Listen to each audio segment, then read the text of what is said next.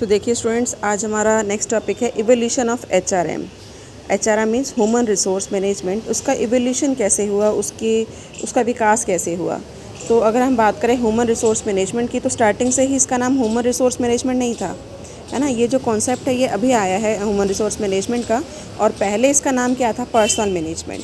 Personal management पहले इसको कहा जाता था।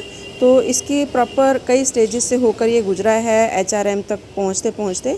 तो वो जो स्टेजेस हैं वो क्या रही, वो अब पढ़ेंगे हम आज। तो देखिए, ह्यूमन रिसोर्स मैनेजमेंट का जो कॉन्सेप्ट है वो एमर्ज हुआ है फ्रॉम द पर्सनल मैनेजमेंट।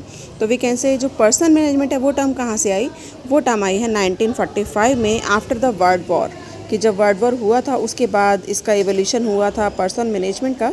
और इस स्टेज पर जो पर्सनल मैनेजर हैं, है ना, वो मतलब उन्होंने काम को अलग कर दिया था। जो एम्प्लॉय से रिलेटेड काम वो करते थे, उसको दो अदर मैनेजरियल जो वर्क है उससे डिफरेंट करने की उन्होंने कोशिश की थी, है ना। और एक सेपरेट मैनेजरियल फंक्शन उन्होंने इसको डिक्लेयर किया था। तो एट दैट टाइम जो पर्सनल फंक्शन का जो स्कोप है वो क्रिटिसाइज़ भी हुआ था due to hire and fire policy of the organisation, है ना। तो जो एचआरएम का जो कॉन्सेप्ट है वो कई स्टेजेस से होकर गुजरा है। ये स्टेजेस अभी हम पढ़ेंगे डिटेल में, जैसे इंडस्ट्रियल रिवोल्यूशन है, trade union, scientific management, behavioural science, human relation, ये कई स्टेजेस से होकर गुजरा है। तो इसलिए इसका जो कॉन्सेप्ट है वो ग्रेजुअली रिप्लेस होता रहा है। पहले जैसे बताया पर्सनल मैनेजमेंट कहा जाता था, फिर ये एचआरएम इसने रिप्लेस कर दिया पर्सनल मैनेजमेंट को एचआरएम ने। तो बहुत मोस्ट अप्रोप्रिएट नेम है, बिकॉज़ ये डील करता है किसके साथ, ह्यूमन रिसोर्स के साथ, ह्यूमन बींग्स के साथ ये डील कर रहा है। तो इसी वजह से इसका नाम क्या है, ह्यूमन रिसोर्स मैनेजमेंट। तो अगर हम बात करें इसकी हिस्ट्री की, तो देखिए फर्स्ट स्टेज आती है इंडस्ट्रियल रिवोल्यूशन।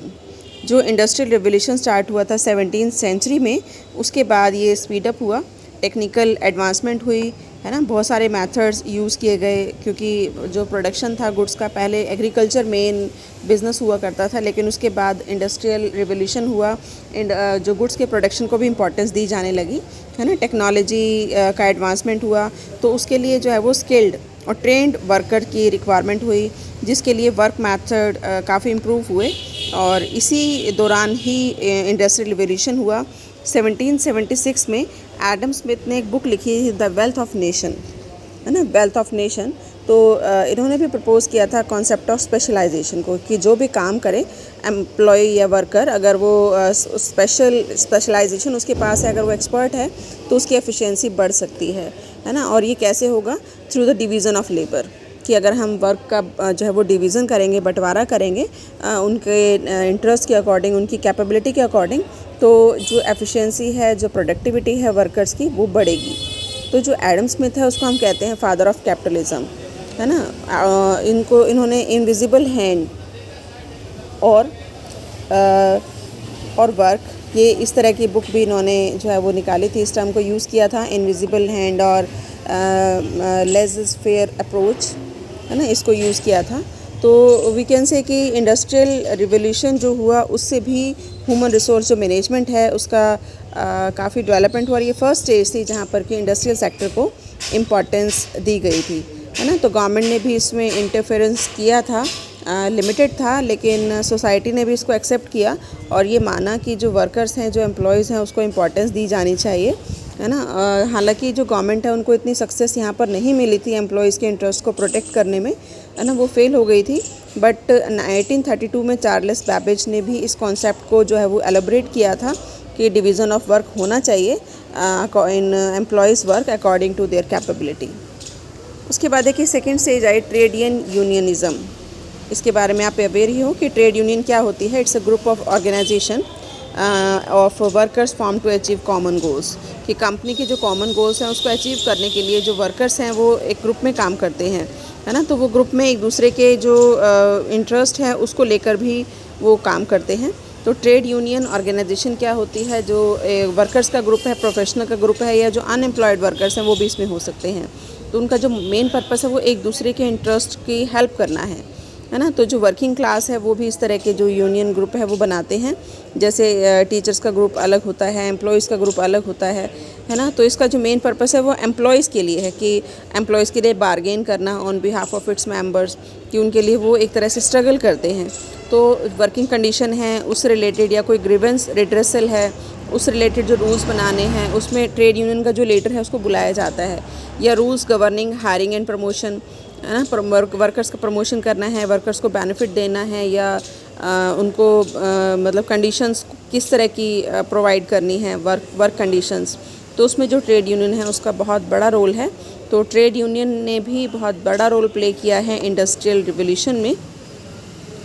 उसके बाद देखिए थर्ड स्टेज आती है साइंटिफिक मैनेजमेंट, जिससे आप अवेयर भी हो कि साइंटिफिक मैनेजमेंट का जो कॉन्सेप्ट है वो एम्प्लॉयर और एम्प्लॉय के बीच में प्रोडक्टिविटी को बढ़ाने से रिलेटेड है। क्योंकि साइंटिफिक मैनेजमेंट ये मानती है कि मतलब एक तो यूनिटी ऑफ कमांड होना चाहिए, है ना, और साइंटिफिक मेथड यूज़ किए जाने चाहिए काम को लेकर।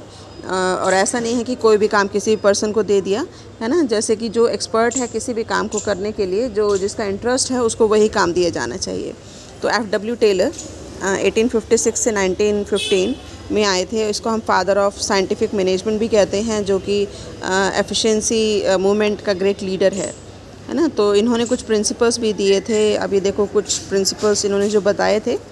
Adopt work method based on scientific study of task instead of rule of thumb method, कि रूल ऑफ थंब मेथड की बजाय साइंटिफिक मेथड यूज़ किया जाना चाहिए।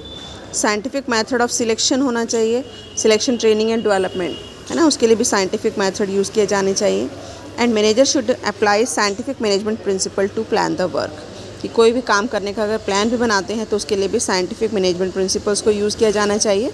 एंड क्लोज सुपरविज़न होनी चाहिए, डिटेल्ड इंस्ट्रक्शंस होनी चाहिए टू द एम्प्लॉयज़, ताकि वो अच्छे से अच्छा काम करें, है ना। अगर उनको पता ही नहीं होगा कि उन्होंने काम कैसे करना है तो उसमें मिस्टेक्स हो सकती हैं, लेकिन अगर डिटेल्ड इंस्ट्रक्शंस उनको दी जाएंगी तो वो उसके अकॉर्डिंग काम करेंगे, है ना। तो ये साइंटिफिक मैनेजमेंट थर्ड स्टेज है।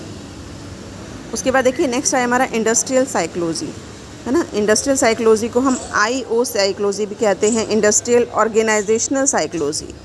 अब ये जो इंडस्ट्रियल ऑर्गेनाइजेशन साइकोलॉजी है ये मानती है कि जो ह्यूमन बींग्स हैं, ये जो पर्सनल जो एम्प्लॉयज़ वहाँ पर काम कर रहे हैं पर्सनल, तो उनकी साइकोलॉजी को भी समझना चाहिए कि व्हाट डू दे वांट। तो वर्क प्लेस पर ऐसा नहीं है कि आप उनको मशीन समझोगे और उनको मशीन की तरह काम लोगे। एम्प्लॉयज़ के वेलफेयर के बारे में भी ऑर्गेनाइजेशन को सोचना चाहिए। तो ऑर्गेनाइजेशन का जो मेन पर्पस है वो प्रॉफिट अर्न करना तो है ही, लेकिन एम्प्लॉय का वेलफेयर भी उसका मेन पर्पस होना चाहिए। तो वी कैन से इंडस्ट्रियल जो साइकोलॉजिस्ट हैं वो इंक्लूड्स रिसर्च इन जॉब परफॉर्मेंस, कि जॉब परफॉर्मेंस की रिसर्च को वो इम्पोर्टेंस देते हैं। जॉब एनालिसिस है, परफॉर्मेंस अप्राइजल है, कॉम्पनसेशन है, ये सारा कुछ आप पढ़ोगे। वर्क मोटिवेशन, जॉब एटीट्यूड, तो इनको इम्पोर्टेंस दी जानी चाहिए, है ना। तो वी कैन से वो ये मानते हैं कि जो ह्यूमन बीइंग है, जो वर्कर है, वो मशीन नहीं है, वो ह्यूमन बीइंग है। तो उनको जो है वो उसी की तरह काम किए जाना चाहिए और इसका मेन पर्पस उनका एम्प्लॉय वेलफेयर भी होना चाहिए। नेक्स्ट आती है ह्यूमन रिसोर्स अप्रोच, है ना। ये अप्रोच क्या मानती है, जैसे साइकोलॉजिकल व्यू ऊपर आया था, तो ये जो अप्रोच है इन्होंने एक्सप्लोर किया मैनेजमेंट को from a social as well as psychological view, कि दोनों के तरीके से। तो जो इस अप्रोच के जो एडवोकेट है वो क्या मानते हैं, जो इसको एडवोकेट करते हैं कि जो कंपनी है जैसे बताया उसका मेन पर्पस एम्प्लॉयज़ का वेलफेयर भी होना चाहिए, है ना, और उनको वो पीपल ट्रीट करें, मशीन ट्रीट ना करें जैसे बताया। तो रॉबर्ट ओवन हैं या हुगो मंस्टरबर्ग हैं, वाल्टर बेल स्कॉट हैं, ये बहुत सारे जो है वो बिहेवियरल थ्योरिस्ट हैं जिन्होंने इस थ्योरी को इम्पॉर्टेंस दी और उन्होंने बताया कि सोशल व्यू को भी देखना है और साइकोलॉजिकल व्यू को भी देखना है। उसके बाद आता है ह्यूमन रिलेशन मूवमेंट, है ना। ये इन्होंने भी ह्यूमन रिलेशन मूवमेंट ने भी काफ़ी प्रोग्रेस की। इसके बाद नेक्स्ट स्टेज यही आई और as a result of contribution of management thinker, जैसे एल्टन मायो है या मैरी पार्कर है, फॉलेट हाउथ्रोन एक्सपेरिमेंट इन्होंने किए। तो इनके कंट्रीब्यूशन का जो रिज़ल्ट था वो यही था कि ह्यूमन रिलेशन मूवमेंट इसका डेवलपमेंट हुआ और यहाँ पर ये माना गया कि जो ह्यूमन रिसोर्सेज हैं उसके अंदर मूवमेंट होती रहती हैं।